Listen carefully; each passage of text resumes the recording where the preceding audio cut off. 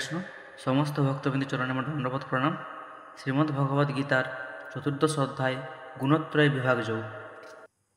পরমেশ্বর ভগবান শ্রীকৃষ্ণ অর্জুনকে বললেন, পুনরায় আমি তোমাকে সেই জ্ঞান সম্বন্ধে বলবো যা জ্ঞানের মধ্যে সর্বোত্তম এবং যে জ্ঞান লাভ করে সমস্ত মুনিগণ পরম সিদ্ধি লাভ করেছিলেন। সেই জ্ঞানে অধিষ্ঠিত হলে জীব আমার চিন্ময় প্রকৃতি লাভ করে, ফলে সেই অবস্থা থেকে সৃষ্টির সময় জড়জগতে জন্মগ্রহণ করতে হয় না। মহাপ্রলয়েও সে আত্মবিনাশরূপ ব্যথা পায় না। হে ভারত, সমগ্র জড় উপাদানের সাররূপ মহাতত্ত্ব যাকে বলা হয় ব্রহ্ম, তা হচ্ছে এই জড়জগতের উৎপত্তির কারণ। সেই প্রকৃতিরূপ ব্রহ্মে আমি গর্ভাধান করি, যার ফলে সমস্ত জীবের সৃষ্টি সম্ভব হয়। হে কুন্তেয়, জড়জগতের সমস্ত জনিতে যত মূর্তি প্রকাশিত হয়, এই ব্রহ্ম বা প্রকৃতি তাদের জনের স্বরূপা, এবং আমি সমস্ত প্রজাতির জীবের বীজ প্রদানকারী পিতা। হে মহাবাহ, জড়া প্রকৃতি থেকে সত্য, রজ ও তম এই তিনটি গুণ প্রকাশিত হয়। জীব যখন জড়া প্রকৃতির সংস্পর্শে আসে, তখন সে এই তিনটি গুণের বন্ধনে আবদ্ধ হয়ে পড়ে। হে নিষ্পাপ, এই তিনটি গুণের মধ্যে সত্যগুণ অপেক্ষাকৃত নির্মল, তাই তা প্রকাশক এবং তা সমস্ত পাপ থেকে মুক্ত করে।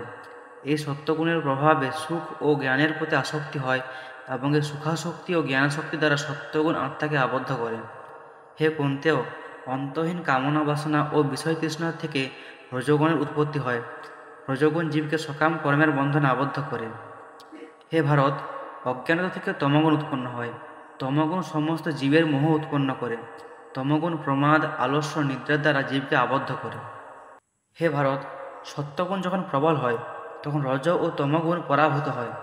যখন রজগুণ প্রবল হয়, তখন সত্য ও তমগুণ পরাভূত হয়। আর যখন তমগুণ প্রবল হয়, তখন সত্য ও রজগুণ স্তিমিত হয়। এইভাবে প্রকৃতির তিনটি গুণের মধ্যে সবসময় জীবচেতনার উপর আধিপত্য বিস্তারের জন্য প্রতিযোগিতা হয়। কোনো জীবের দেহের ইন্দ্রিয়রূপ দ্বারগুলির মাধ্যমে যখন জ্ঞানের দীপ্তি প্রকাশিত হয়, তখন তার মধ্যে সত্যগুণ বৃদ্ধি পেয়েছে বলে বোঝা যায়। হে ভরতশ্রেষ্ঠ, কারোর মধ্যে যখন রজগুণের প্রভাব বর্ধিত হয়, তখন লোভ, প্রবৃত্তি, কর্মোদ্যম ও বিষয়ভোগের স্পৃহা বৃদ্ধি পায়। হে কুরুনন্দন, যখন তমগুণ বৃদ্ধি পায়, তখন অজ্ঞান, অন্ধকার, জড়তা, প্রমাদ ও মোহ উৎপন্ন হয়। সত্যগুণ সম্পন্ন ব্যক্তি যখন দেহত্যাগ করেন, তখন তিনি নির্মল উচ্চতর গ্রহলোক প্রাপ্ত হন, যেখানে মহর্ষিগণ থাকেন। রজগুণ সম্পন্ন কোনো ব্যক্তি দেহত্যাগ করলে সকাম কর্মে আসক্ত মনুষ্যকুলে তার জন্ম হয়, আর তমগুণে আবিষ্ট ব্যক্তির মৃত্যু হলে সে পশুজনিতে জন্মগ্রহণ করে। সাত্ত্বিক কর্মের ফলে জীব নির্মল হয়, কিন্তু রাজসিক কর্মের ফলে দুঃখভোগ হয়, আর তামসিক কর্মের ফলে জীব অজ্ঞানতায় আচ্ছন্ন হয়। সত্যগুণ থেকে প্রকৃত জ্ঞান উৎপন্ন হয়, রজগুণ থেকে লোভ উৎপন্ন হয়, এবং তমগুণ থেকে অজ্ঞানতা, প্রমাদ ও মোহ উৎপন্ন হয়। সত্যগুণে স্থিত ব্যক্তিগণ ঊর্ধ্বগতি লাভ করে উচ্চতর লোকসমূহে গমন করেন। রাজসিক ব্যক্তিগণ নরলোকে বাস করেন, আর জঘন্য তমগুণে আবিষ্ট মানুষ নরক লোকাদিতে অধঃপতিত হয়। যখন কেউ যথাযথভাবে দেখতে পান যে সমস্ত ক্রিয়াকর্মে প্রকৃতির গুণগুলি ছাড়া আর অন্য কোনো কর্তা নেই, এবং পরমেশ্বর ভগবানের সমস্ত গুণের অতীত, তখন তিনি আমার চিন্ময় প্রকৃতি লাভ করেন।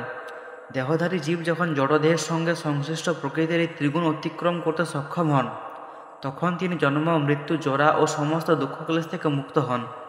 তিনি এই জীবনেই অমৃতত্ব আস্বাদন করতে পারেন।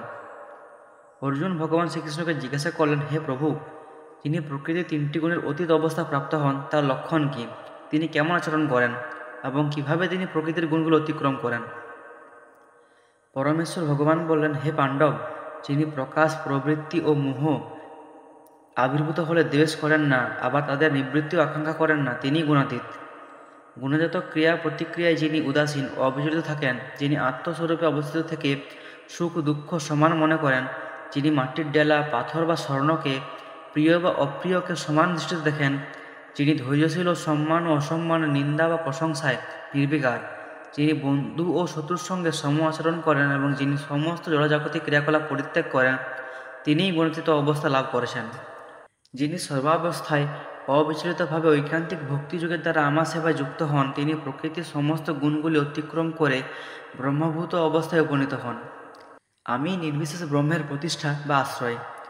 অমৃতত্ব, অব্যয়ত্ব, নিত্যত্ব, নিত্যধর্ম এবং ঐকান্তিক সুখের আমিই আশ্রয়। ইতি শ্রীমদ্ভগবদ্গীতার গুণত্রয় বিভাগযোগ নামক চতুর্দশ অধ্যায় সমাপ্ত।